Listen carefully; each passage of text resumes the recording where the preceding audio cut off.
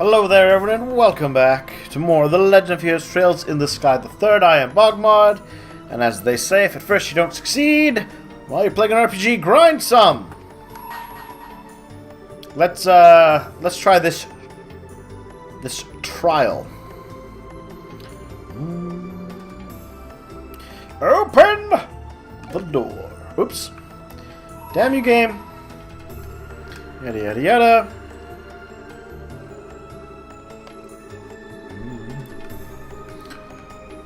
Open the door!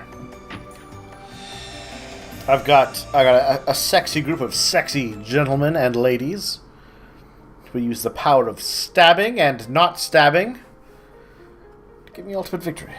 I'm super confident.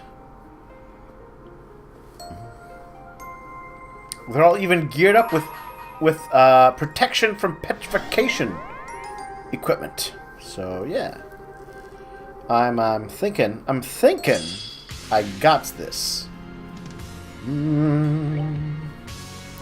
The Star Guardian.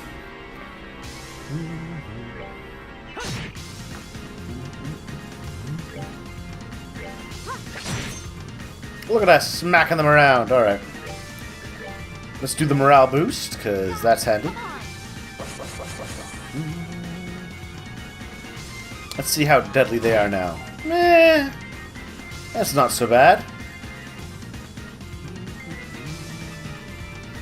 However, if they've bunched up sufficiently...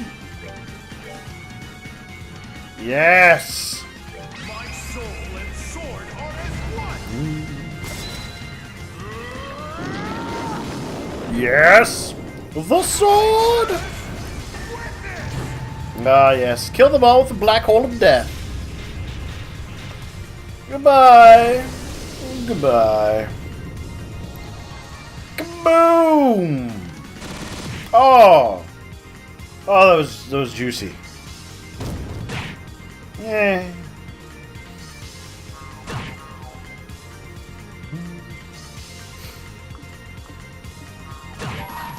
And then Joshua will use his hit everybody in the face with a Phantom Raid power.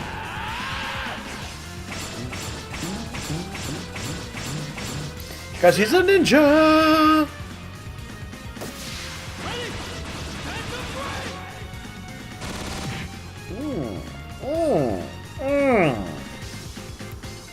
Well, not quite dead yet, eh?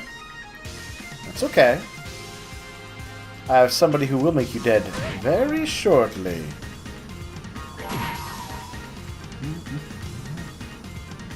And there we are, hitting everybody again. Upon the golden wings of battle, descending to that land to rescue wayward souls. Yeah!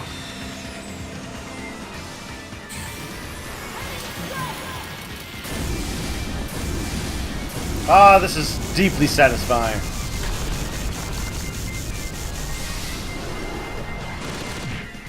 Goodbye, little enemies. Oh, yes. Yes. Oh, pitiful souls, may you Oh. rest in peace. That was a terrible experience. Not even the Great Sepith. Decent items. Alright, I did your trial game. You have overcome the trial. I shall grant you a memory fragment and my blessing. Alright, what's in the memory?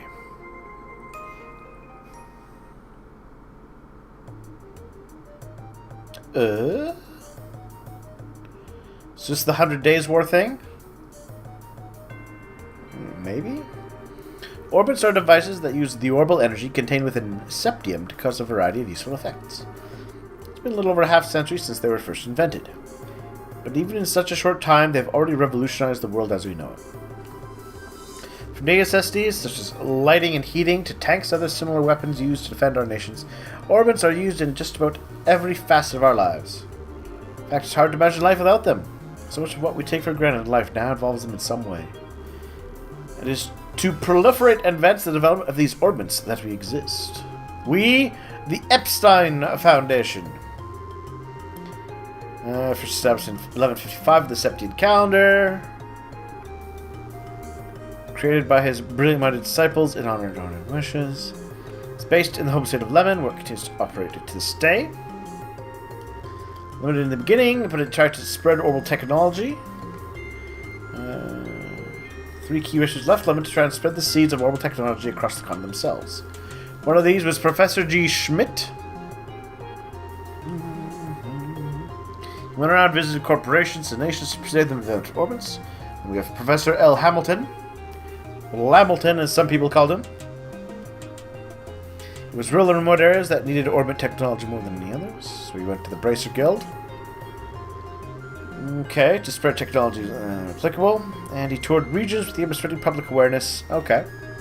Professor Russell. Ah, yes, the father of the Orbital Revolution. To his home nation of Liberal. To work tirelessly to advance orbital technology there. With the year of returning, he set up the Zeiss Engineering Factory. Now known as Zeiss Factory. First orbit to be made outside of Lemon State. Then the king went to visit and said, "Wow, have my money." With the Majesty's endorsement, orbits began to spread like wildfire. Wildfire. La la la. Imagination.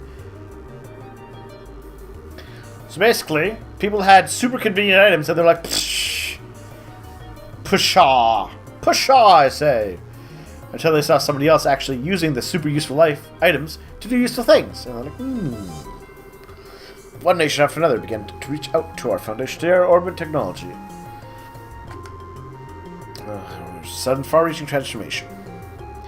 But it's only because of years of reaching out to people and diligent large endless research that it's able to happen at all.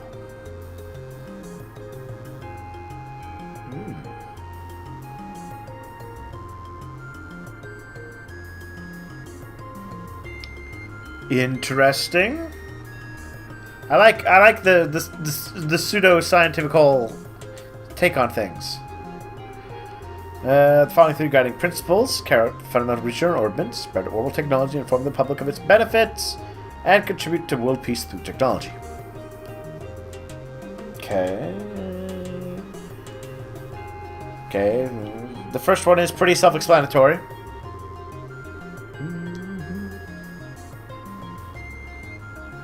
Okay.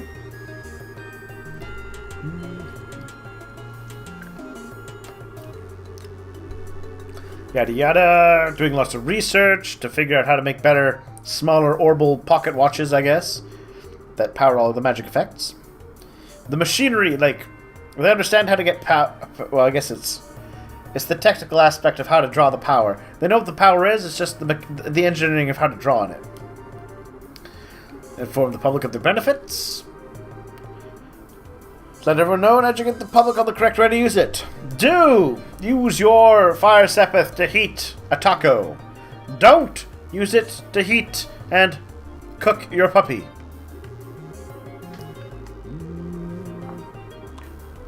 Ooh.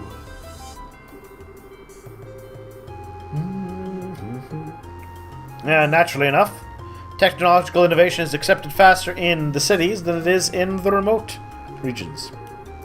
But they want to try and make sure everybody gets the benefits. Ooh, they've added the curriculum on Sunday school classes. And then continue through peace.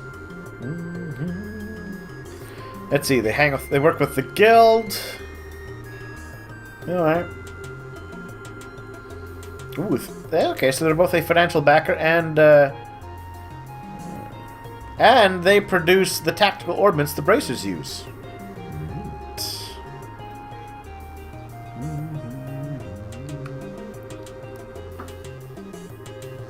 They do lots of testing on all their ordnance. Okay. Then in 1190, our friend unveiled the Orbital Network Project. So yeah, join all of us together, single united communications network, but our hope is that we'll do much more than that. Ah, okay, interesting. So they want to achieve world peace through communication. Are they bringing peace, or are they only aiding war? The limitless living energy would be able to bring lasting peace to the world. But recent years,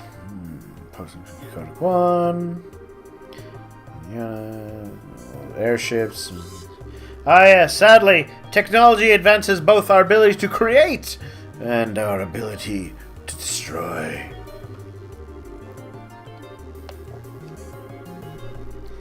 So they want to counter that with communication, so that all races and nationalities can work together in peace and harmony. When you stop thinking of the other nations as the other, it becomes harder to fight them. Alright. Little history on that. Cool. Ooh, ingenuity too. Some cash, not terrible. Let's go back to the garden. Because we still have one more door to be doing. And for that, I need another handsome, even more handsome fellow than I currently have in Joshua.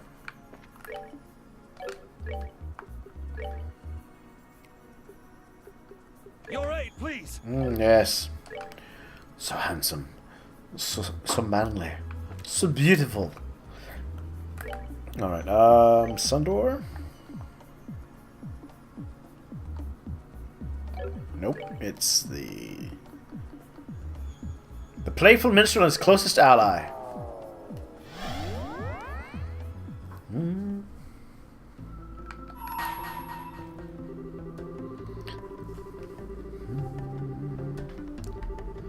Alright.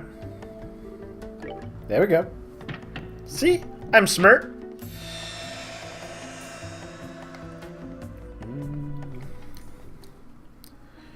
Plus, I mean, this is where I get to be Olivia, and I love Olivia. Star Chamber. It's like they're on a date. That's something I'm sure Olivia would say. Grant you memory for yada yada yada. You know the drill.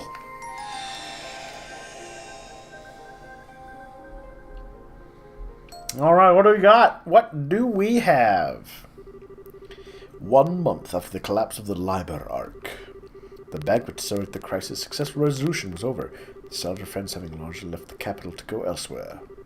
One of them, however, Prince Olivert Riz Arnor, settled comfortably in the ambassador's office in the Grensel's Erebonian embassy, his work in the country not quite settled. I can't believe that you... I mean, I just apologize for not noticing that you were His Highness Prince Olivert sooner! Ah, it's the ambassador. Oh, yes, I remember him. I'm not surprised you never realized. I may be a prince, but my mother was a commoner. What point is there in bothering to remember my face? So I often showed myself in the palace or attended high society gatherings. Knowing me certainly isn't going to help you in moving up the ranks, my friend. There's no need to be so humble, Your Highness. Besides, I'm actually rather grateful to you, Ambassador. You gave me all kinds of useful advice during my stay at the embassy that I'm sure will be to my benefit in the future. Well, with words such as, act like a man of the Empire for once in your life, and stop idling here, go home and try doing some damned work. Oh, shit. Your Highness, I was only, I'll go hang myself now. Your Highness, I think you've tormented him enough for one day. The ambassador behaved in the same way any other sane man would in his position.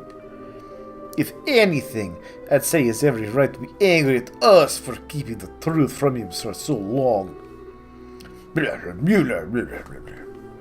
I suppose you're right. I'll spare him any more teasing for now. I actually was enjoying it, being grateful to you though. You truly have done admirable work over the past month. I have? I have, yes. Acting as a pipeline with the Empire, checking the safety of Erebonians riding labor, helping the international line of service to resume. And those are only the tip of the iceberg.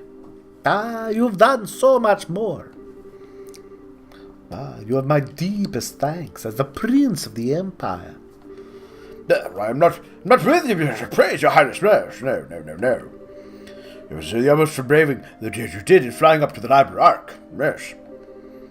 Although what happened seems to have caused quite a commotion in our homeland. People seem to be rather relieved now they know the danger has passed, miss. So, thanks to your courage, they are able to rest easy, yes.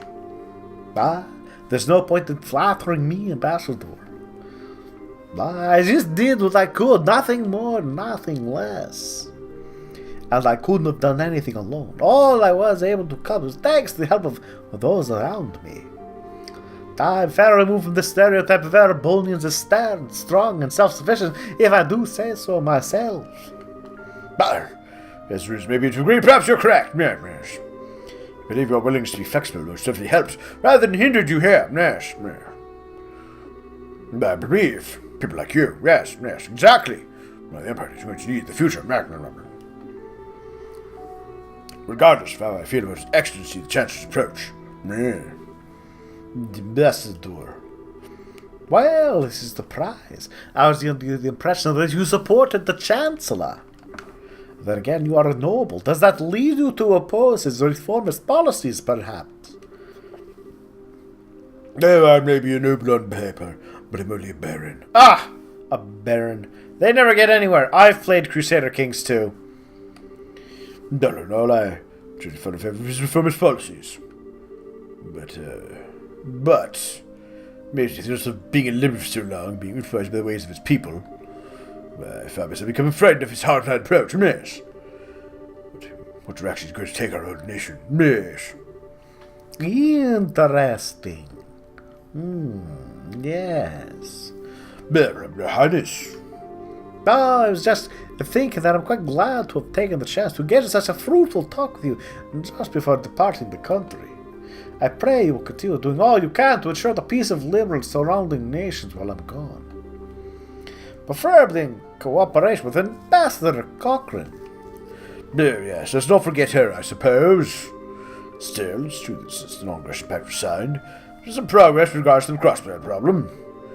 With liberal opposed to the pact, makes my own future negotiations very important indeed, yes. I presume that you tried to say. You're sharp one, my good man. Excellent. Now I can return to the capital with my mind at ease. Leave everything here to me, Your Highness, yes. I've been looking forward to hearing what you achieved back in our homeland.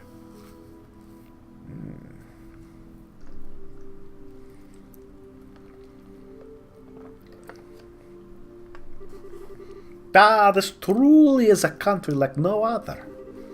I never thought the day would come when I would hear things like that from a noble of the Empire. Indeed, he is apparently somewhat less of an obstinate man than I thought he was. Perhaps his nation's very air has the power to generally change people. Perhaps they've been drugged.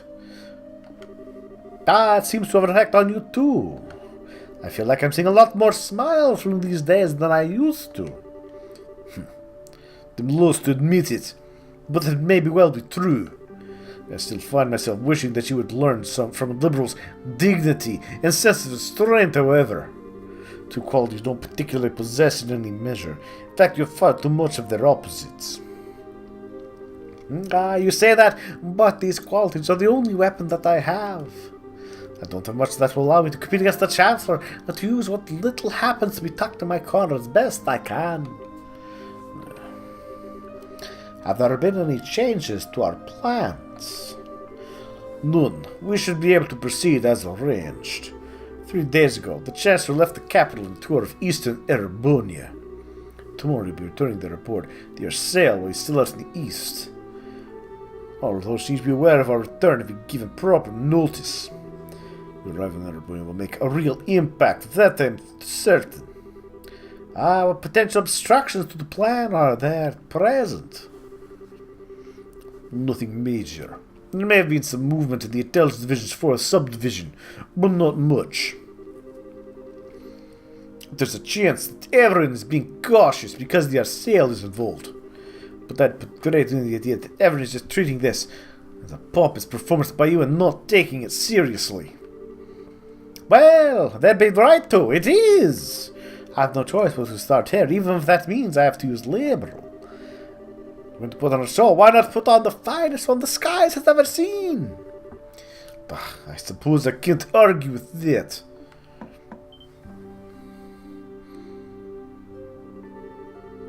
Sorry to trouble you with this later, Your Highness. A message arrived for you from Heimdallr. Really, Kareem? Pardon me.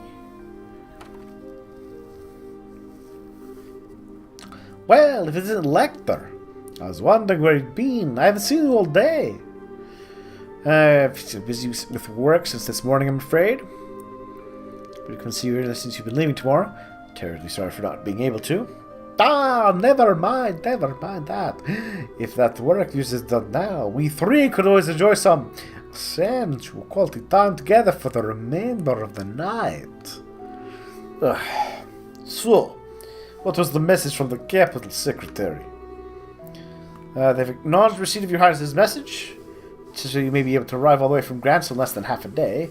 Says they're currently in a minor panic, trying to ensure everything's ready for the ceremony tomorrow. It doesn't come as a surprise. There's nothing like their sale when it comes to speeds at home.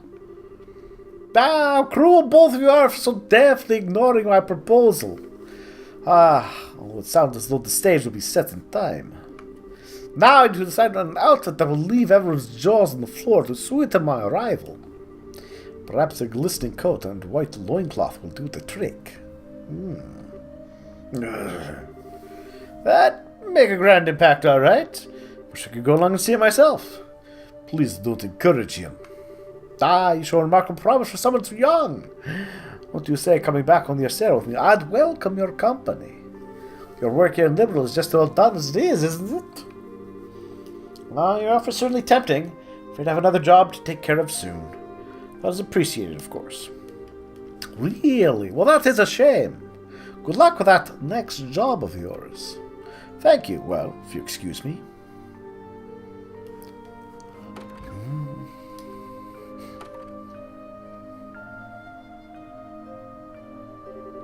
So, that is the second Secretary Lecter, Arundel.